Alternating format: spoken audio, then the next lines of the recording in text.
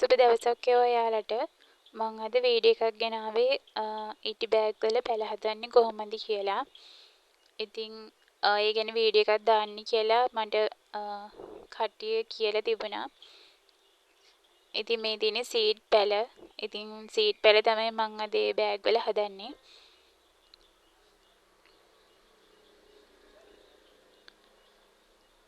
ගිය පාරට වැඩිය පොඩි බෑග් ටිකක් තමයි මට හම්බුනේ. ඉතින් මේකත් හොඳයි. උස නම් ටිකක් වැඩි. ඔයාලට උස වැඩි ඒවා උඩින් නමලා හදාගන්න පුළුවන් ගානට. නැත්තම් කපලා හරි ගන්න පුළුවන්. මනම් 1 day කප් වල හදලා තියෙන හින්දා මේ මුල් ටිකක් දිගට දුවලා තියෙන්නේ. ඉතින් මේ බෑග් එක නම් එච්චර උස වැඩි වෙන එකක් නෑ.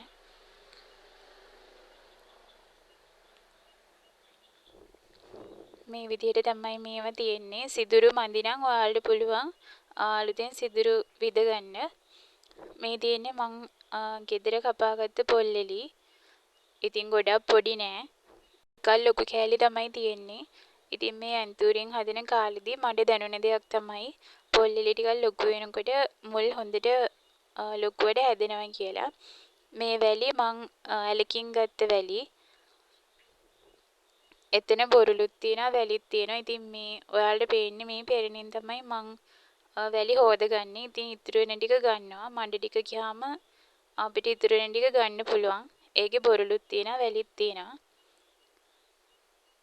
ඊට පස්සේ මේ පොල්ලෙලි කොටස් දෙකයි වැලි එකයි හොඳට කලවම් කරගන්න ඕනේ.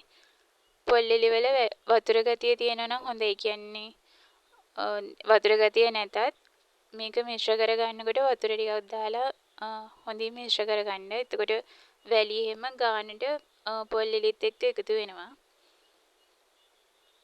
මම මේ පොල්ලෙලි කැල්සියම් නයිට්‍රේට් වතුරේ දාලා තිබිලා තමයි දැන් මේක ගත්තේ. පෙරලා අරගෙන තමයි මම මේ කලවම් කරන්නේ. මං කලින් වීඩියෝ එක දැම්මා පොල්ලෙලි වල කහට අරින්නේ කොහොමද කියලා. ඉතින් කැල්සියම් නයිට්‍රේට් වල දාලා අඩුම තියන්න ඕනේ පැය 24ක්. අපිට ඊට වැඩි කාලයක් වුණත් ඒ වතුර එකේ තියලා තියන්න පුළුවන්. ඇත්තටම මං මාසයක් විතර එහෙම දාලා තිබ්බා. හැබැයි කිසිම පල් ගඳක් ආවේ නැහැ. මාරුවිට කැල්සියම් නයිට්‍රේට් පොහොර එකකින්ද වෙන්න ඇති. ඔයාලට ඒ විදිහට තියලා ගන්නත් පුළුවන්. ඒ වගේම පැය 24ක් තියලා පොල්ලෙලි වේලලා ගන්නත් පුළුවන්. මම ඊයේත් මේ වගේ පැල ටිකක් හැදුවා. ඉතින් මට මතක් වුණා ඔයාලට වීඩියෝ එකක් දාන්න ඕනි කියලා. මේ සමහර බෑග් වල සිදුරු හරියට තිබුණේ නැහැ. ඊට පස්සේ මම කතුරක් අරන් සිදුරු විදගත්තා. ඉතින් ඔයාලත් ඒ විදිහට කරන්න. මොකද වතුර රැඳුනොත් එහෙම මුල් ටික කුණු වෙනවා. මේ විදිහට මීඩියා එක යටටම දාගන්න. ඔයාලට ගෙදර වුණත් පොල්ලෙලි කපලා ගන්න පුළුවන්. ඇත්තටම මට දැන් මහත්තයයි අප්පච්චි තමයි මේ කපලා දෙන්නේ. එයාලා ගොඩාක් මහන්සි වෙනවා මම වෙනුවෙන්. මේ විදිහට පැලේ තියලා වටේට මීඩියා එක දාගන්න. ඔයාලා හොඳින් මතක තියාගන්න මීඩියා එක දානකොට පැලේ අර අතු බෙදෙන තැනට ඉහළින් මීඩියා එක දාන්න එපා. ඇත්තටම මේ බෑග් වල හදන එක ගොඩාක්ම සාර්ථකයි. මම මුලින් කිසිම බලාපොරොත්තුවක් නැතුව තමයි පැල ටික හැදුවේ. හදලා බලන්න ඕනි කියලා. ඇත්තටම අර ඒ වගේ කොළ එහෙම ගොඩාක් ලස්සනට හැදෙනවා. සීඩ් පෙළ හදද්දී තවන් දාලා තියෙන එකකින් ගලවලා මම ඉස්සෙල්ලාම හදන්නේ 1 day කප් වල හදන එක. ඒ වගේ ටිකක් ලොකු වුණාම තමයි මම මේ විදිහට ආය එක්ක පොඩි පොට් වල හරි මේ වගේ හරි හදන්නේ. මම දැන් මේ පැල හදන එක ක්‍රම කිහිපයකටම කරනවා. ඒ කියන්නේ ලොකු පොල්ලෙලි දාලත් හදනවා. ඇත්තටම මේ පොල්ලෙලි තියෙන විදිහට තමයි මම ඒ විදිහට කරන්නේ. ඇත්තට මේ ක්‍රම ඔක්කොම සාර්ථකයි. මම ඔයාලට වීඩියෝ එකක් කරා මේ ඒක දාන්න බැරි වුණා. මම තව ටික දවසකින් ඔයාලට ඒ වීඩියෝ එකක් දාන්නම්. ඔයාලට මේ වගේ කඳකින් ගලවලා ගන්න පැලත් හදන්න පුළුවන්. මලක් පරාගණය කරලා ඒ වගේම සීඩ් අරන් මේ වගේ පැලයක් ලොකු වෙනකොට හිතට ලොකු සතුටක් දැනෙන්නේ. ඒ වගේ මලක් වෙනකොට තවත් සතුටුයි. ඉතින් ඔයාලත් මේ වගේ කරලා බලන්න. ඇත්තටම සීඩ් හදනකොටත් අපිට ලොකු ලාභයක් ගන්න පුළුවන්.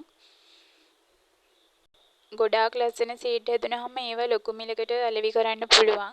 ඒ වගේම රුපියල් 500ට වගේ මලක් එක සීඩ් පැල දෙන්න පුළුවන්. ඉතින් ඒකින්ද ඔයාලා පුළුවන් තරම් සීඩ් හදන්න බලන්න. මොකද ලංකාවේ ලස්සන මල් පිපෙනවා. ඉතින් ගෙන්නන්නේ ලස්සන සීඩ් එකකින් හැදුන මල් තමයි. ඒව ටිෂු කල්චර් කරලා ඉතින් ඒ පැල තමයි අපේ රටට ගෙන්නන්නේ. ඔයාලට මේ වීඩියෝ එකේ අපැහැදිලි දෙයක් තියෙනවා නම් කමෙන්ට් එකක් දාලා මගෙන් අහන්න. මගේ channel එකේ කලින් කරපු වීඩියෝ ගොඩක් තියෙනවා. ඉතින් අලුතින් ඇන්තෝනිය වගාව පටන් ගන්න කෙනෙක් නම් ඒව බලලා දැනුමක් ලබා ගන්න කියලා මං ඉල්ලනවා. වීඩියෝ එක දිග වෙන හින්දා මං ඊටු ටික ස්පීඩ් කරලා දාන්නම්. ඔයාලට ඉතින් පැහැදිලි වෙන්න ඇති කියලා හිතනවා මම පැලයක් පොට් කරගන්න විදිය මීටි බෑග් වල. මමත් මුලින් ගොඩාක් දේවල් ඉගෙන ගත්තේ YouTube වීඩියෝ බලලා. ඇත්තට මේ වගේන් ලොකු දැනුමක් ලබා ගත්තා. වෙලාවකට රෑ 12ත් පහ වෙනකම් මම වීඩියෝ බලලා තියෙනවා. ඉතින් මේ වගේ කැපකිරීමෙන් වැඩ කරොත් තමයි අපිට ඉස්සරහට යන්න පුළුවන්. ඔයාලට පේන්නේ පැල ටික හදාගත්තට පස්සේ ඊට පස්සේ මම කරන්නේ කොණ්ඩිස් වතුර හොඳින් දානවා පැලවලට. මීඩියා එක හොඳින් තෙමිලා යන්න. ඔයාලට මේකට ඔස්මෝකෝට් එන්න හරි බැලන්ස් හරි ගිනි සීරියක් ගොඩ ටිකක් වටේට හරි දාගන්න පුළුවන්. දැන් නම් මන් ළඟ ඒ කිසි දෙයක් නැහැ. දැන් නම් පායනවා. ගිනි සීරියක් ගොඩ ටිකක් වේල ගන්න ඕනේ. ඒ හදලා ඉවරලා පස්සේ උනත් දාන්න පුළුවන් පොහොර. ඒකින්ද පොහොර නැහැ කියලා ඔයාලා පැල හදන්න නැතුව ඉන්න එපා. පැල ටික හදලා අපිට පොහොර දාගන්න පුළුවන්. එක ප්‍රමාණයෙන් තියෙනවා වෙළඳ පොලේ. ඉතින් ඔයාලට ලොකු බෑග් අරගෙන ලොකු පැල උනත් හදන්න පුළුවන්. ඔයාලට මේ පේන්නේ මම ඒ වගේ හදපු පැල ටිකක්. ඇත්තටම පුදුම නිරෝගීකමක් තියෙන්නේ. ඔයාලට තව දෙයක් කියන්න ඕනේ මේ වගේ පැල එක ළඟ දාලා තියෙනකොටත් මට හිතෙනවා හොඳට පැල හැදෙනවද කියලා. මේ තියෙන්නේ පින්ක් බර්ඩ් බුෂ් එකක්. ඉතින් ඔයාලට පේනවනේ ලස්සනට හැදිලා තියෙනවා. මේකත් පින්ක් බර්ඩ් එකක්. ඒකේ පොහොට්ටුවක් තියෙනවා. අපිට මේ බෑග් එකේ තියෙද්දි උනත් කට් කරගන්න පුළුවන්. එන පැලත් ලස්සනට නිරෝගීව හැදෙනවා. ඔයාලට අඩු වියදමකින් ලස්සනට පැල ටික හදාගන්න පුළුවන්. ඉතින් මේ වැනිලා පැලෙත් මං හදලා තියෙන්නේ මේ බෑග් එක. ඉතින් ඒකත් කට් කරගන්න පුළුවන් ලස්සනට හැදිලා තියෙනවා.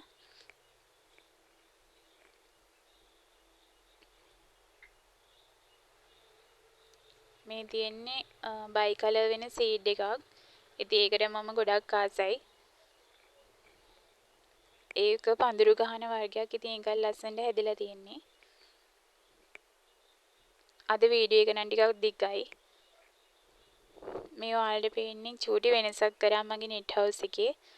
පිග්ටේල් පැලයි, නිව් පර්පල් පැලයි මේ වගේ හදලා තියෙනවා. එහෙම හැදුවාම නෙට් හවුස් එකට ගොඩාක් ලස්සනක් එකතු වුණා. තව වෙනසක් කරා මේ තියෙන්නේ සිවිලින් ෂීට් එකක්. එකක් නෙමෙයි මෙතන දෙකක් තියෙනවා. ඇත්තටම රුපියල් 1150ක් වෙනවා එකක්. ඉතින් මේ වගේ ටික ගෙනත් හදාගන්න තමයි මම හිතන් ඉන්නේ. එහෙම දැම්මට පස්සේ නෙට් හවුස් එකට අමුතුම එළියක් ආවා. පැල ටිකක් ලස්සනට තියෙනවා. කලින් මම මේවා ස්ලැබ් එකේ බිම තියලා තිබ්බේ. ඉතින් එහෙම හානියක් වුණේ නෑ. වහින දවසට වතුර ටිකක් එකතු වෙනවා. ඉතින් ඒකින්ද තමයි මම මේ විදිහට කරේ. ඉතින් මගේ වීඩියෝ වලින් ඔයාලා පුංචි දෙයක් හරි ඉගෙන ගත්තනම් ඒක මට ලොකු සතුටක්. ඉතින් ඔයාලා මට කමෙන්ට් එකක් හරි දාන්න. ඉතින් ඒක මට පුදුම සතුටක්. ඔයාලට මම තවත් වීඩියෝ එකක් ගේන්නම් ඉස්සරහට. අදට නවතින්නම්. ඔයාලට සුබ දවසක්. තෙරුවන් සරණයි.